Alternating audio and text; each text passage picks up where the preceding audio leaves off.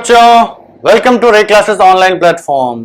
और अब हमने जो इनइक्वालिटीज वाला पार्ट था अपना वो खत्म कर लिया है। मतलब हमने स्क्वायर की इनइक्वालिटीज देखी, स्क्वायर रूट की देखी, क्यूब रूट की देखी, किसी भी इन जनरल फंक्शन की देखी कि ग्राफ इंक्रीजिंग है तो क्या होता है, डिक्रीजिंग है तो क्या होता है, कांस्टेंट होता है तो क्या होता है। उसके बाद हमने लॉगरिथमिक इनइक्वालिटीज देखी, मॉडुलस की इनइक्वालिटीज देखी, एक्सपोनेंशियल इनइक्वालिटीज देखी और एंड में हमने फ्रैक्शनल पार्ट और इंटीग्रल पार्ट देखा। ठीक, इतनी इनइक्वालिटीज अगर आपको अच्छे से समझ में आ गई होंगी तो आप ये मान के चल सकते हैं कि आप इनइक्वालिटीज का कोई भी क्वेश्चन कर सकते हैं। ठीक, रेंज का हो, डोमेन का हो, इनइक्वालिटीज का हो। ठीक, बाकी जो फंक्शन की रेंज के कुछ पार्ट वाले क्वेश्चन है वो हम क्वाड्रेटिक में पढ़ा चुके हैं ऑलरेडी, तो आप लोग उसको रिफर कर सकते हैं। वहां पर हमने बताया था किस टाइप का फंक्शन होता है तो कैसे हम रेंज निकालते हैं। ठीक है, चलिए अब हम लोगों का जो एक और मेन इंपॉर्टेंट फंक्शन होता है वो होता है कंपोजिट फंक्शंस। कंपोजिट फंक्शंस जैसा कि नाम सजेस्ट करता है, जैसे कंपोजिट नंबर्स होते हैं कि जिसमें एक से ज्यादा नंबर्स हमारे मिक्स्ड होते हैं। जैसे ऐसे नंबर्स जिसमें दो नंबर्स का प्रोडक्ट आता है, जैसे 6 है 2 into 3, तो इसको हम क्यों बोलते हैं? क्यों? क्योंकि ये दो प्राइम नंबर्स का प्रोडक्ट का कंपोजिशन है। It's a composition of two numbers, तो ये कंपोजिट नंबर्स हो गए। उसी तरीके से ऐसे फंक्शंस जो दो फंक्शंस के कंपोजिशन से बनते हैं, ऐसे फंक्शंस जो दो फंक्शंस के कंपोजिशन से बनते हैं उसको हम कंपोजिट फंक्शंस बोलते हैं। ठीक, सिंपल प्लेन लैंग्वेज में कंपोजिट फंक्शंस एक, दो या दो से ज्यादा फंक्शंस को मिला के बनेगा। ठीक, आपके में सिलेबस में बस दो ही फंक्शंस का है, बनाने के लिए इंजन हम 3 का 4 का भी बना सकते हैं। पर प्रॉब्लम यह है कि भाई उसमें फिर कुछ ना कुछ ट्रिक लग रही होगी क्वेश्चन को सिंप्लीफाई करने के लिए। अननेसेसरली चीजें हम कॉम्प्लिकेट नहीं करते हैं। कुछ डेफिनेशन ये है कि मान लीजिए आपका एक फंक्शन है, let f is from a to b। एक फंक्शन है जिसको हमने, एक सेट है a, उससे हमने एक सेट b पे डिफाइन किया, ये आपका फंक्शन है f। ठीक, a function f from a to b and there is a function from b to c। ठीक, a टू b और आपने फंक्शन f डिफाइन किया, b टू c आपने फंक्शन g डिफाइन किया। ठीक, तो FOG जो फंक्शन होता है आपका वो होता है a टू c। बस इतना ही आपको समझना है। मतलब FOG एक ऐसा फंक्शन होगा जो आपको सीधे यहां से उठा के यहां ले जाएगा। ठीक, सीधा यहां से यहां ले जाएगा। फॉर एग्जाम्पल हमने आपसे कहा, जैसे आप बहुत सारी चीजें ऐसे देखते होंगे फंक्शंस जिसमें एक नहीं एक से ज्यादा चीजें आपको एक साथ ऑपरेट करनी पड़ती हैं। ठीक, जैसे आपको दिया गया tan ऑफ से x स्क्वायर या tan x का होल स्क्वायर। अब यहां पर आप ध्यान से देखिए तो ये दो फंक्शंस का मिक्सचर है। ऐसा नहीं है कि कंपोजिट फंक्शंस आपने आज तक देखे नहीं है, आप ये जानते नहीं थे कि ये कंपोजिट फंक्शंस हैं। कंपोजिट फंक्शंस दो फंक्शंस के मिक्सचर से बनता है। वो सिंपल फंक्शंस के मिक्सचर भी हो सकते हैं, कॉम्प्लिकेटेड के भी हो सकते हैं। अब उसको आप पढ़ेंगे कि कंपोजिट फंक्शंस होता क्या है। तो अब देखिए, ध्यान से देखा जाए तो अगर हम कहें कि एक हमारा फंक्शन hx है जो कि ये है tan ऑफ x स्क्वायर, ये है आपका hx। एक हम फंक्शन लिखते हैं gx is equal to x square and एक फंक्शन लिखते हैं fx is equal to tan x। ये दो फंक्शंस हो गए। तो अब समझिएगा कि कंपोजिट फंक्शंस का मतलब क्या होता है। ये जो hx है आपका, hx में आपने क्या किया, पहले x को लिया, ठीक, उसका स्क्वायर किया, ठीक, फिर उसका tan ले लिया। मतलब आपने पहले x लिया, उसका स्क्वायर किया, फिर उसको tan ले लिया। मतलब अगर हम इस फंक्शन को लिखें कि ये आपका hx है तो क्या ये गलत होगा? hx is equal to f of gx which is equal to tan x square.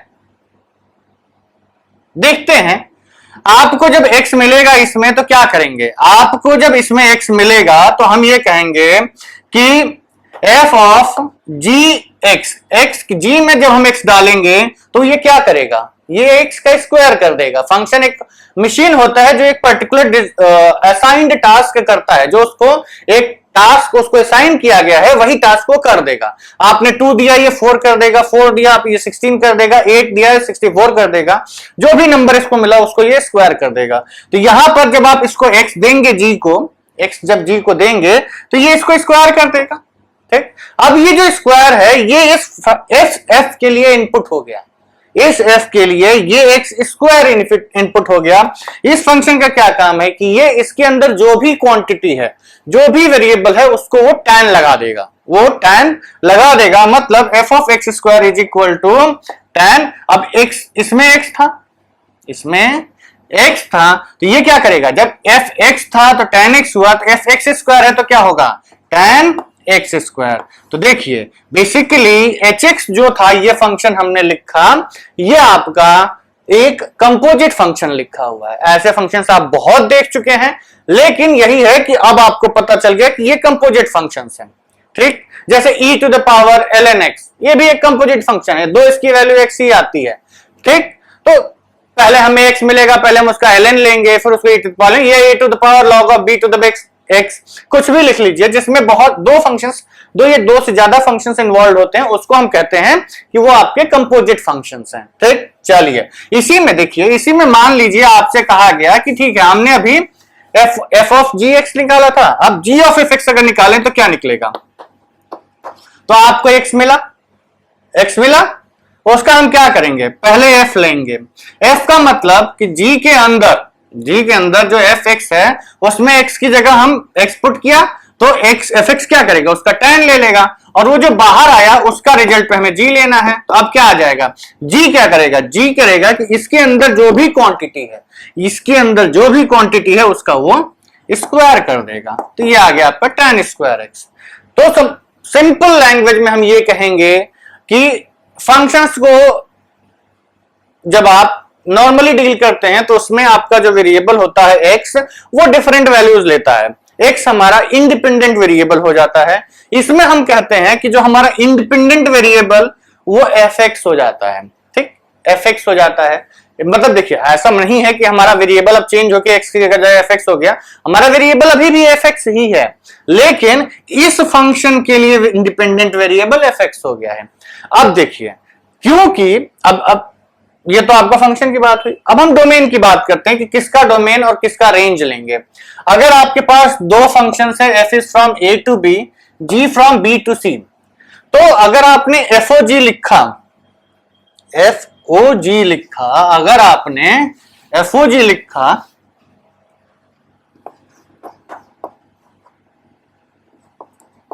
f of g of x लिखा, ठीक, या यहां g ऑफ fx लिखा है तो इसको भी हम g ऑफ fx लिखते हैं, अभी फिर वो भी कर देंगे। ये आपका जो गॉफ है ना, गॉफ बोलते हैं, बट g ऑफ f मतलब g ऑफ fx। तो इसमें जब हम x का इनपुट लेंगे, तो ये बताइए इसकी डोमेन कौन डिसाइड करेगा, इसकी डोमेन x कौन डिसाइड, कहां से ले सकते हैं भाई, ये जो फंक्शन है f अंदर वाला, ये फंक्शन a के लिए डिफाइंड है, तो हम ये कहेंगे कि भाई इसके बाहर, इस डोमेन के बाहर अगर हमने कोई वैल्यू ली तो ये फंक्शन हमारा अनडिफाइंड हो जाएगा ना। तो अगर यही अनडिफाइंड हो गया तो हम g कहां से लगाएंगे, लगा ही नहीं सकते। तो हम ये कहेंगे कि जो x की वैल्यूज हैं वो हमें a से ही उठानी पड़ेंगी।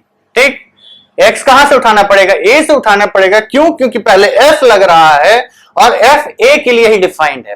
तो a की डोमेन, जो डोमेन हम उठाएंगे वो अंदर वाले फंक्शन की डोमेन उठती है। ठीक, तो जो GOF है आपका, GOF, ये आपका अंदर वाला फंक्शन उसकी डोमेन डिसाइड करता है। The inner function decides the domain of composite function. तो इसका जो x है वो a में वैल्यूज लेगा। ठीक, अब हम आते हैं रेंज पे। रेंज ये किसका उठाएगा, रेंज ये उठाएगा g का। कारण ये है कि भाई जब 20 इसमें जब आप x पुट कर रहे हैं तो ये आउटपुट कहां देगा, ये कोडोमेन सेट कौन सा चूज करेगा, भाई इसकी कोडोमेन सेट ये है ना, तो ये जो भी वैल्यूज देगा ये इसी में देगा। आप एक्स ए उठा यहां से रहे हैं, आपको एक्स बी में मिला, फिर बी इसका एक्स बना, और इससे जो आउटपुट मिलेगा वो कहां मिलेगा, सी में मिलेगा। मतलब इसका ये जो फंक्शन, ये एक इंपॉर्टेंट पॉइंट है कि जो कंपोजिट फंक्शन होता है उसकी डोमेन और कोडोमेन सेट्स जो होते हैं वो इनर फंक्शन इसकी डोमेन डिसाइड करता है, और जो आउटर फंक्शन की रेंज होती है वो इसकी रेंज बन जाती है। ये ध्यान रखिएगा आप लोग, this is a very important point. इसी तरीके से अगर हम एफओजी की बात करें, एफओजी की बात करें तो एफओजी में हम कहेंगे कि जी इसका इनर फंक्शन हो गया ना, f of g of x, ठीक।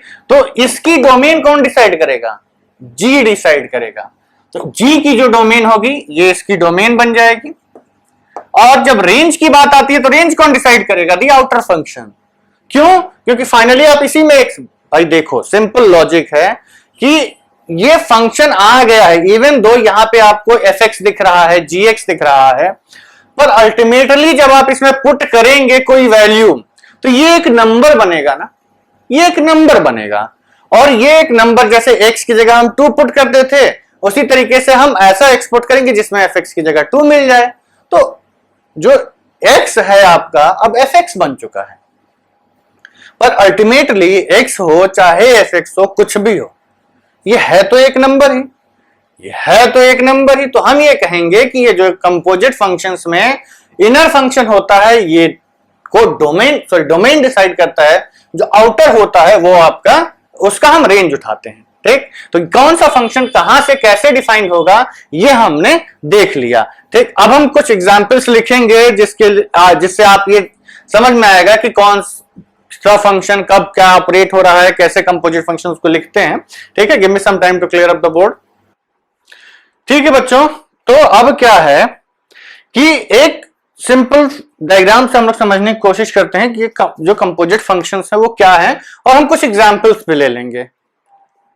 देखिए आपके पास एक फंक्शन है एफ एक्स, एक फंक्शन है जी एक्स।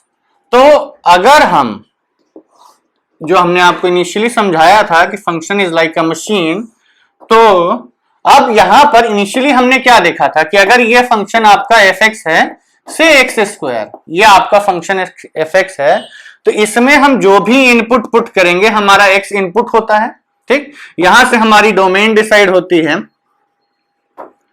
और ये जो आउटपुट देता है एक्स स्क्वायर का, ये हमारा रेंज कहां मिलता है, कोडोमेन में। ये हमें डिसाइड करता है कि आपका फंक्शन कहां से कहां तक, कहां से एक्स उठाएगा, कहां पे एक्स वाई मिलेगा आपको, ये हमारा वाई हो गया। अब बेसिकली ये हमारा वाई है। अब हमने इसके आगे एक और फंक्शन लगा दिया कि इसका जो आउटपुट है, इसका जो आउटपुट है वो दूसरे फंक्शन के लिए इनपुट है, ठीक।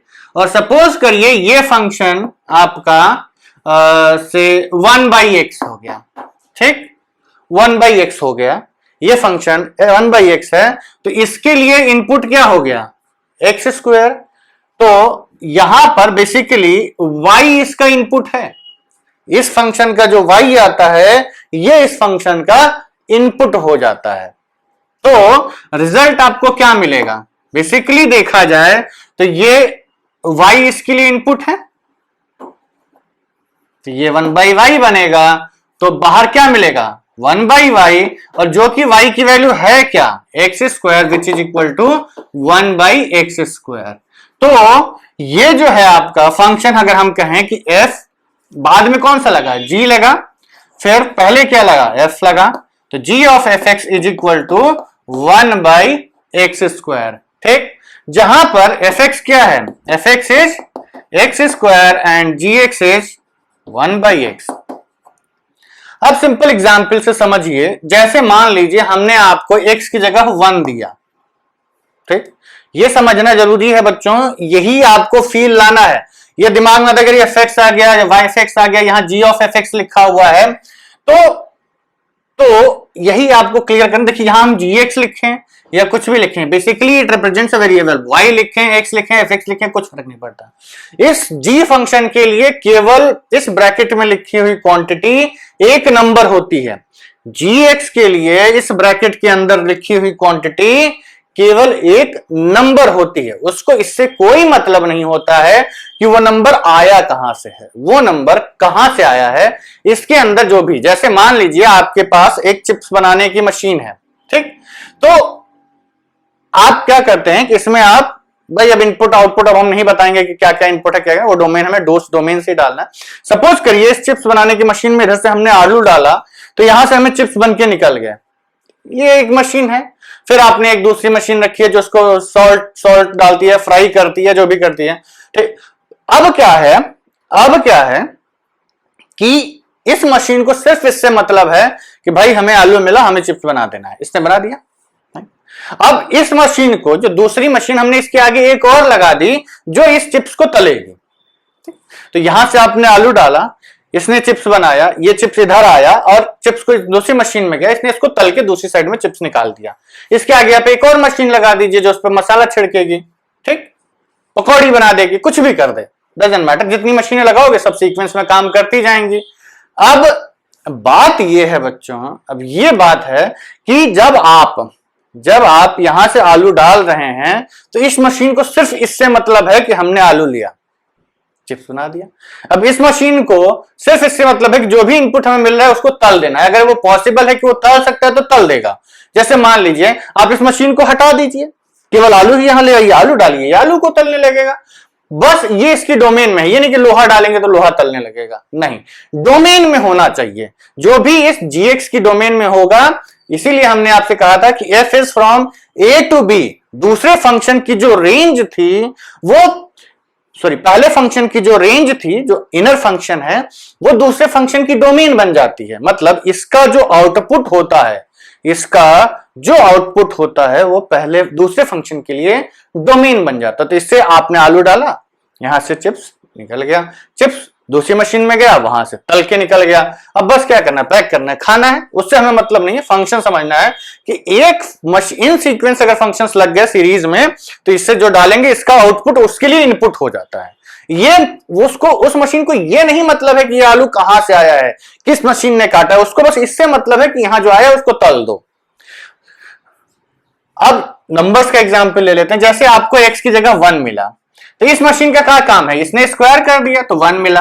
अब ये मशीन क्या करेगी, इसका 1/, कर देगी, तो 1/1 1 ही मिल गया। अभी तो कुछ अंतर दिखाई नहीं दिया, आपको 2 मिला, ठीक। तो अब इस मशीन का काम क्या है, इसने स्क्वायर किया, यहां आपको 4 मिल गया। अब समझिएगा, यही है कि देखिए, ये बेसिकली आपके लिए तो fx है, क्या है, आपका x2 था, fx 4 हो गया, ये आपके लिए 4 है ना। लेकिन इस मशीन को क्या दिख रहा है, इस मशीन को दिख रहा है कि हमें 4 मिल रहा है, मतलब इसने x की जगह 4 ले लिया, खत्म बात। ये एक वेरिएबल है इसके लिए, बस एक नंबर है, बस, और कुछ नहीं है, फंक्शन नहीं है। इससे कोई मतलब फर्क नहीं पड़ता कि इस मशीन के लिए ये जो इनपुट आ रहा है ये कहां से आ रहा है। ये जो चिप्स वाली मशीन है, आप 10 किलोमीटर दूर लगा दो, कन्वेयर बेल्ट पे लेते आइए, इसको तो सिर्फ इससे मतलब है ना कि जो इनपुट आ रहा है उसको हम तल सकते हैं कि नहीं तल सकते हैं, ठीक, क्लियर। तो बेसिकली हम ये कहते हैं कि इस मशीन को सिर्फ इससे मतलब है कि हमें इनपुट क्या मिला, 1 आया, ये इसको 2 आया, इसको स्क्वायर करके 4 दे दिया। अब इसका पार्ट खत्म। अब ये जो 4 आया, अब ये फंक्शन डिसाइड करेगा क्या ये मेरी डोमेन में है, अगर हाँ ये नंबर इसकी डोमेन में है तो ये इसका ऑपरेशन करेगा और जो भी रिजल्ट करना होगा वो दे देगा। तो ये क्या रिजल्ट देगा, ये 1/4 दे देगा। तो अगर हम कहें कि GOF जो आपको फंक्शन है GOF, इसमें अगर हम 2 डालते हैं तो क्या मिल रहा है, 1/4 मिल रहा है। दो फंक्शंस का ऑपरेशन है लेकिन रिजल्ट वही है। फंक्शंस का नॉर्मल बिहेवियर जो होता है सिर्फ वही आपको समझना है और कुछ नहीं।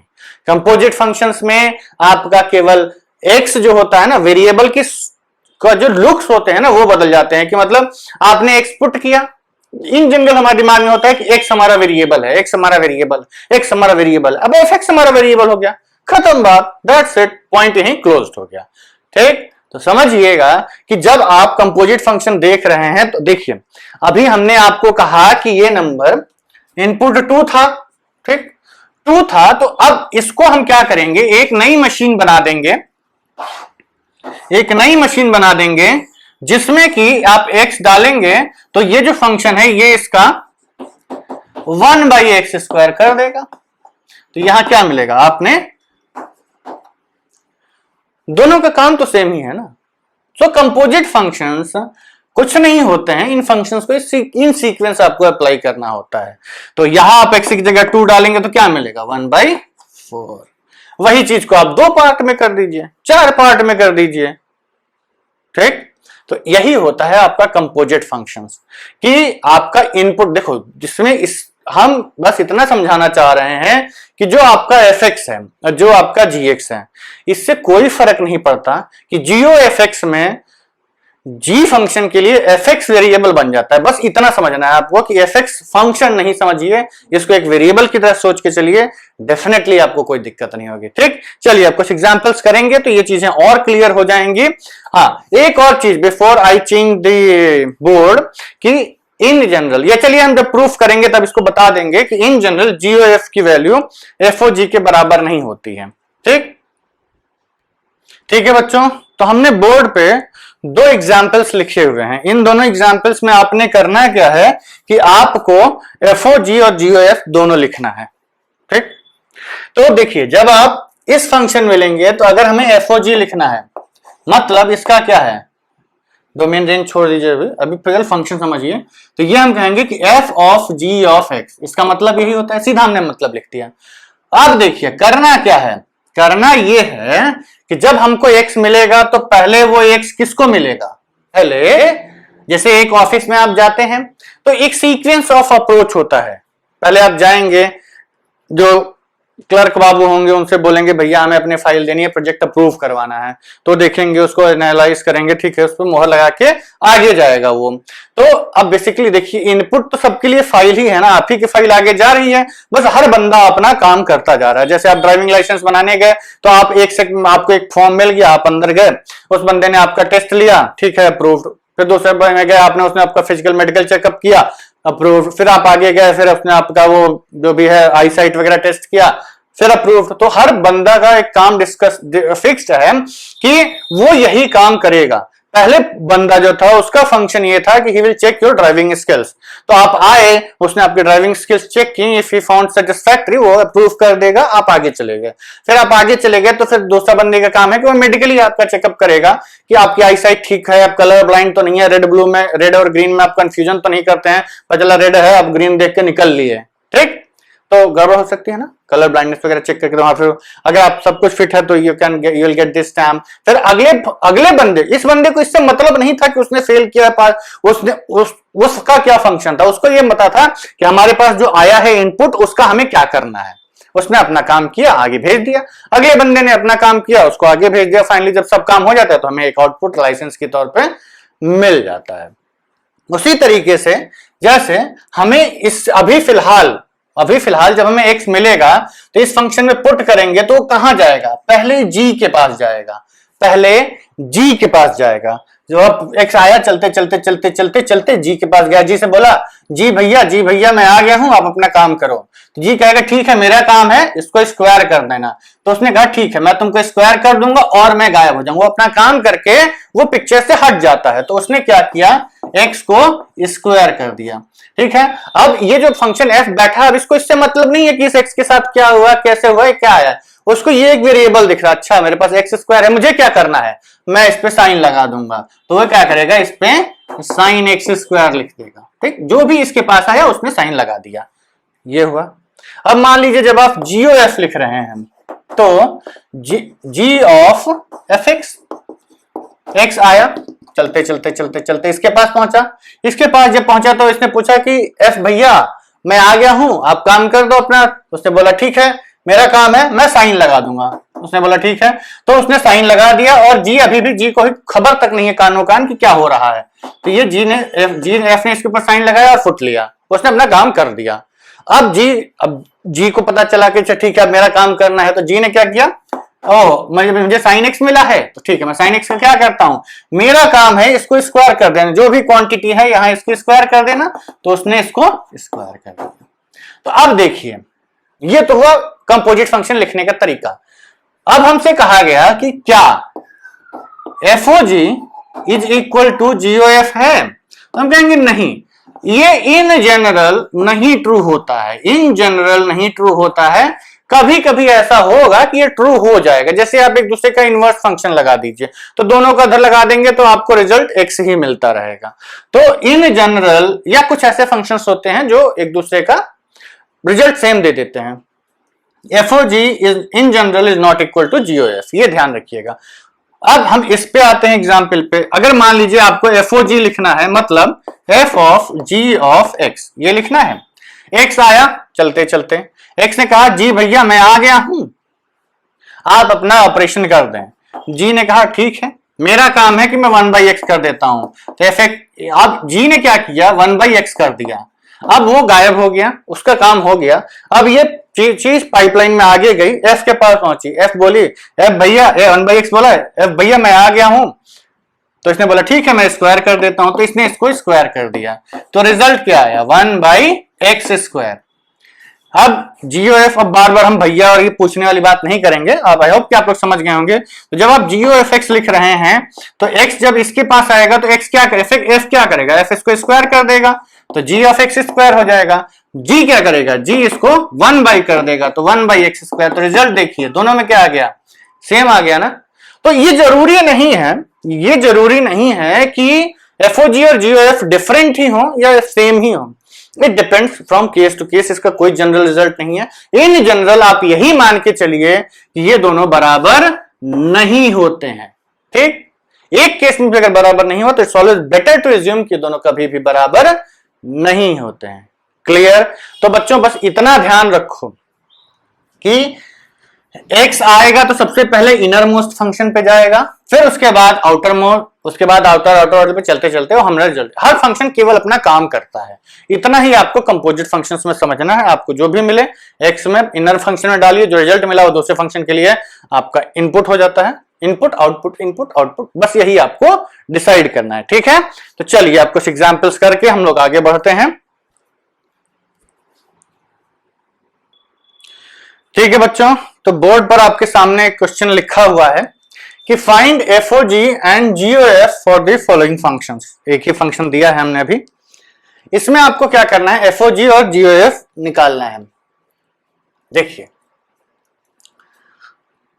सिंपल, कौन सा फंक्शन पहले लेना है, कौन सा फंक्शन बाद में लेना है, this is the most important thing which you want to consider. अगर हमें FOG निकालना है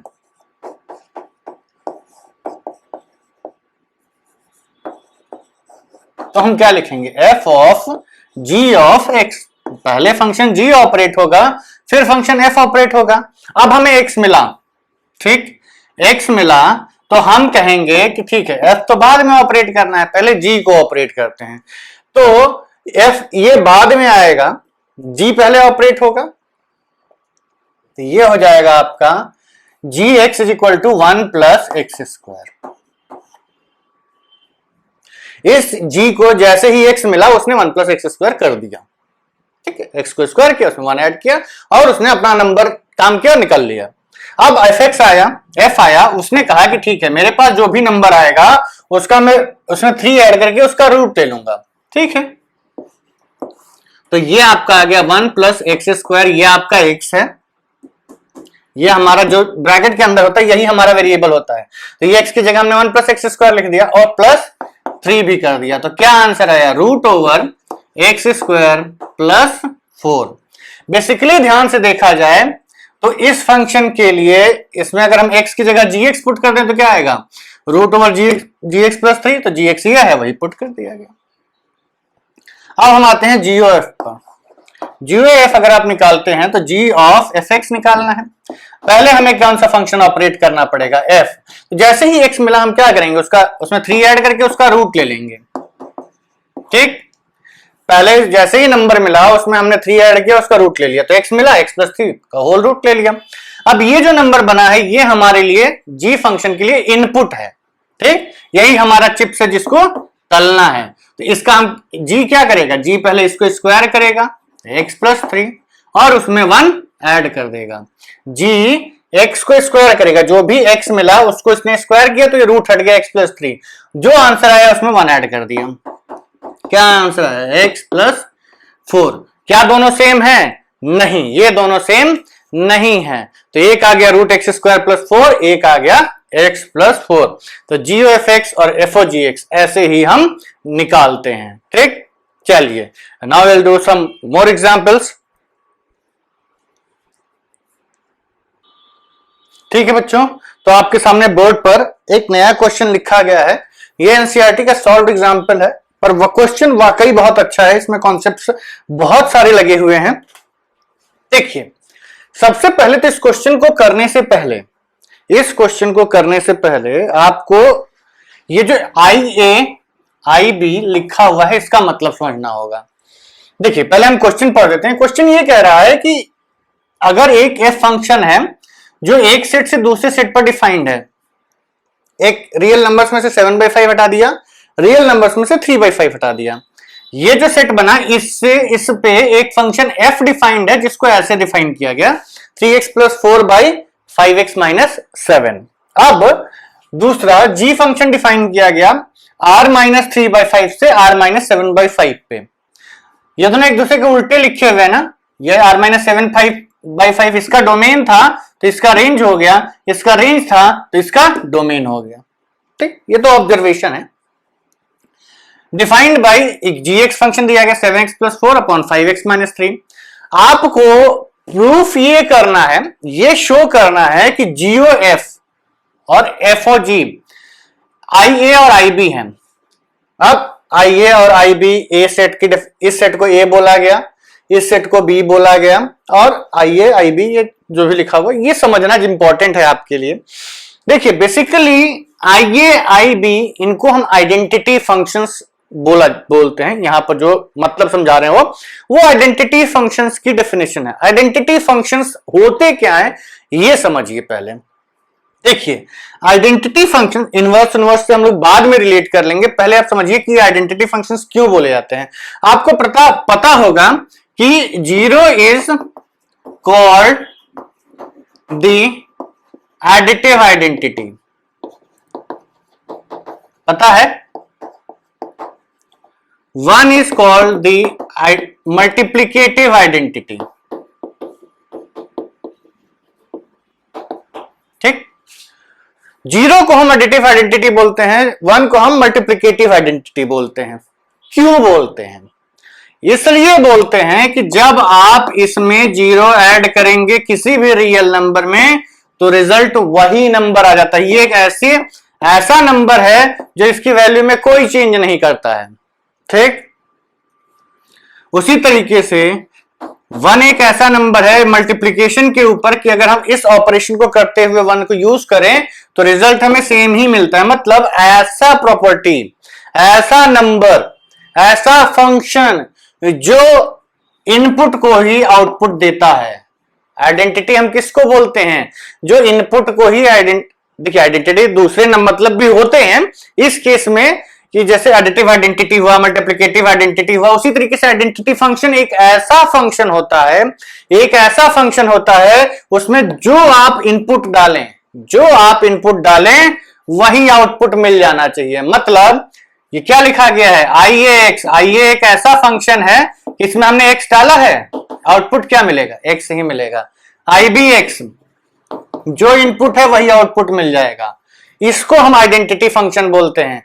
ये देखिए, समझना जरूरी है क्योंकि जितना आप कॉन्सेप्चुअली स्ट्रांग होंगे उतना ही चीजों को समझना आसान हो जाता है हमारे लिए। तो आपके लिए IAX और IBX का मतलब ये है कि जो FOG और GOF फंक्शंस होंगे ना, इसमें जब हम A का कोई एलिमेंट पुट करेंगे, इस फंक्शन में, तो ये वापस हमें वही दे देगा। ये प्रूफ करना है हमको। उसी तरीके से GOF में जब हम B का कोई एलिमेंट पुट करेंगे तो वो हमें वापस वही दे देगा। ठीक, अब देखिए FOG जो फंक्शन है आपका वो किस पे डिफाइंड होगा? F के लिए डोमेन हम G का उठाएंगे और रेंज इसका उठाएंगे। तो ध्यान से देखिए, दोनों सेट सेम है। हम लिख देते हैं ताकि ये चीजें आपको क्लियर हो जाएं। सेट A आपका है R - 3/5, इसको हम दोबारा नहीं लिख रहे हैं ये, और ये सेट B है आपका। ठीक, तो अगर ध्यान से देखिए तो लिखा क्या गया है, F इज फ्रॉम R - 7/5 कौन सा सेट है? B to A and g is from r minus 3/5 a to b। मतलब अगर हम FOG लिखेंगे तो अभी हमने आपको थोड़ी देर पहले बताया था ना कि डोमेन कौन सा फंक्शन डिफाइन करेगा, g वाला, g ये g इसकी डोमेन डिफाइन करेगा, ठीक। और सॉरी ये हमने गलत लिख दिया, f is from b to a, ठीक। ये g a टू b और b टू b कोई मतलब ही नहीं है। FOG में g ने इसकी डोमेन डिसाइड की, क्या आई a, f इसकी रेंज डिसाइड करेगा, क्या आएगा a। मतलब FOG एक फंक्शन होगा a टू a, FOG एक फंक्शन होगा a टू a। अब GOF की बात कर लेते हैं, तो GOF जो है आपका, ये आपका आएगा g, f इसकी डोमेन डिसाइड करेगा, f क्या है, f b है, इसकी डोमेन डिसाइड करेगा और g इसकी रेंज डिसाइड करेगा b। मतलब ये दोनों जो फंक्शंस बनेंगे ये एक ही सेट से सेट पे बन गए, a to a b to b। एक चीज क्लियर, डोमेन और कोडोमेन सेम हो गया। तो ये आइडेंटिटी फंक्शन बनने के पहले क्राइटेरिया तो पूरा कर लिया कि इसके सारे एलिमेंट्स यहां मिलने लगेंगे। दूसरी चीज ये है बच्चों कि ये जो नंबर्स, इसमें ये इन जनरल इस क्वेश्चन से रिलेटेड नहीं है, ये थोड़ा एक्स्ट्रा है आपके लिए। ये जो r minus 7/5 to r minus 3/5 दिया गया है, ये रैंडमली नहीं दिया गया है, काफी चोजन नंबर्स हैं। चोजन नंबर्स जैसे जब आप इसको हम बाद में मिटा देंगे, fx जो आपका फंक्शन दिया गया है वो क्या दिया गया है, 3x + 4 अपॉन 5x - 7। इसमें से 7/5 डोमेन से इसलिए हटाया गया क्योंकि जब x की जगह 7/5 पुट करेंगे तो ये क्या बनेगा, 3 × 7/5 + 4 डिवाइडेड बाय 5 × 7/5 - 7, ये 0 हो गया ना डिनोमिनेटर। तो इस 7/5 के लिए ये फंक्शन डिफाइंड नहीं है, ठीक। और इस 7/5 के करेस्पॉन्डिंग जब आप इसकी रेंज कैलकुलेट करेंगे तो ये 3/5 इसकी रेंज में नहीं आएगा, ठीक। इसलिए ये दोनों नंबर्स हटाए गए हैं, ठीक है। ये तो आपका ये जनरल पॉइंट हमने बताया कि क्यों ये दो नंबर्स हटाए गए हैं, ये आपको पता होने चाहिए, ठीक है बच्चों। इस वीडियो का टाइम थोड़ा एक्सटेंड हो रहा है but we will not hurry up, हम इसको अच्छे से समझेंगे। ये जो 7/5 है ये इसलिए हटाया गया क्योंकि इसका डिनोमिनेटर 0 हो रहा है, और 3/5 इसलिए हटाया गया कि जब आप इसको सॉल्व करेंगे, चलिए हम कर ही देते हैं इसको। आप मान लीजिए y = 3x + 4 upon 5x - 7, cross multiply करेंगे तो यह आ गया 5xy - 7y = 3x + 4। रेंज के लिए आप हमारा उसका क्वाड्रेटिक का वीडियो देख सकते हैं जिसमें ये सब बताया गया है। तो यहां से हम क्या कैलकुलेट करेंगे, x, तो इसको इधर ले जाइए, इसको उधर ले जाइए, ये आ गया 5xy - 3x = 4 + 7y, और यहां से हमें x मिला, x टाइम्स 5y - 3 = 7y + 4, और x = 7y + 4/5y - 3। अब ध्यान से देखो बच्चों, इसमें जब हम y की जगह 3/5 पुट कर देंगे, y की जगह 3/5 पुट कर देंगे तो 5 कट के 3 - 3, इसका डिनोमिनेटर 0 हो जा रहा है, इसलिए इस रेंज से 3/5 को हटा दिया गया है, ठीक। ये 7/5 और 3/5 क्यों हटाए गए हैं ये हमने बताया, ठीक। चलिए, ये लेकिन ये हमसे पूछा नहीं गया था, लेकिन कॉन्सेप्चुअली आपको स्ट्रांग होने के लिए पता होना चाहिए कि 7/5 और 3/5 ही क्यों हटाया गया है। उसी तरीके से जब आप gx लिखेंगे, अभी आपने सॉल्व किया और ध्यान दिया होगा तो इसको सॉल्व करने के बाद ये नंबर आया होगा। चलिए अब अभी हम देख लेते हैं। तो बेसिकली एक चीज तो हमने देख ली कि FOG A to A है और GOF B to B है। अब हमें ये प्रूफ करने के लिए कि IX जो है AXE है, तो FOG IA है। FOG कौन सा फंक्शन है, ये वाला function FOG from A to A। तो हम क्या करेंगे, FOG कैलकुलेट करेंगे, FOG ये आपका आता है f of gx। तो gx f की जगह हम क्या पुट करेंगे, gx क्या है, ये 7x + 4 अपॉन 5x - 3, ये आ गया।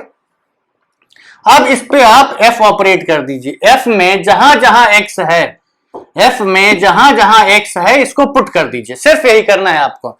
एफओजी निकालना है और वो प्रूफ करना है कि जब हम इसको सॉल्व कर रहे हैं तो हमें एक्स मिल जा रहा है, मतलब जो आप ए से वैल्यू उठा के यहां पुट करेंगे एक्स की जगह, सॉल्व करने के बाद वही मिल जाएगा।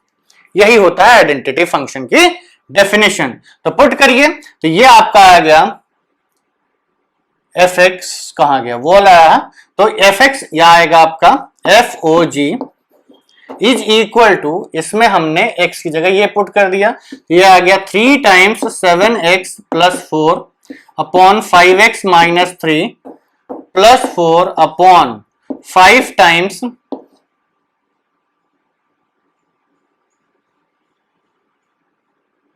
एक मिनट gx, हाँ ठीक तो है।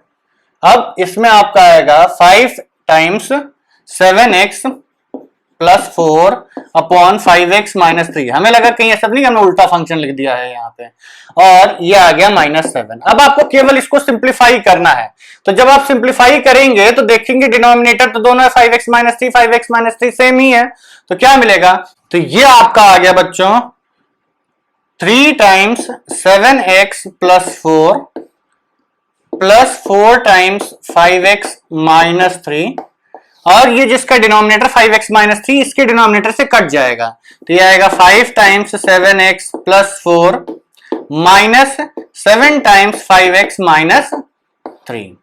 तो यहां से आपको मिला कि एफओजी की वैल्यू आ गई 7 3 जा 21x प्लस 4 3 जा 12 प्लस 5 4 जा 20x माइनस 12 डिवाइडेड बाई 7 5 जा 35x प्लस 5 4 जा 20 माइनस 7 5 जा 35x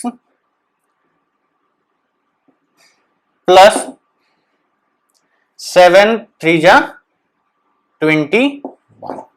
यह आया आपका, देख लेते हैं एक बार calculation. 21x plus 12 plus 20x minus 12, 35x plus 20 minus 35x plus 21। ठीक, ये 35x कट गया, क्या बचा इधर, ये आपका 20x प्लस 21x 41x, 12 और 12 कट गया, डिवाइडेड बाई 20 प्लस 21 41, या 41 कट के क्या बचा x।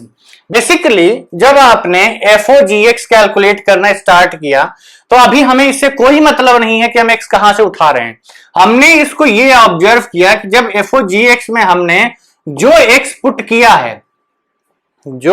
किया है वो सॉल्व करने के बाद भी वापस वही रिजल्ट में मिल जा रहा है, मतलब FOG को सॉल्व करने के बाद जो हमारा इनपुट है वही आउटपुट बन गया।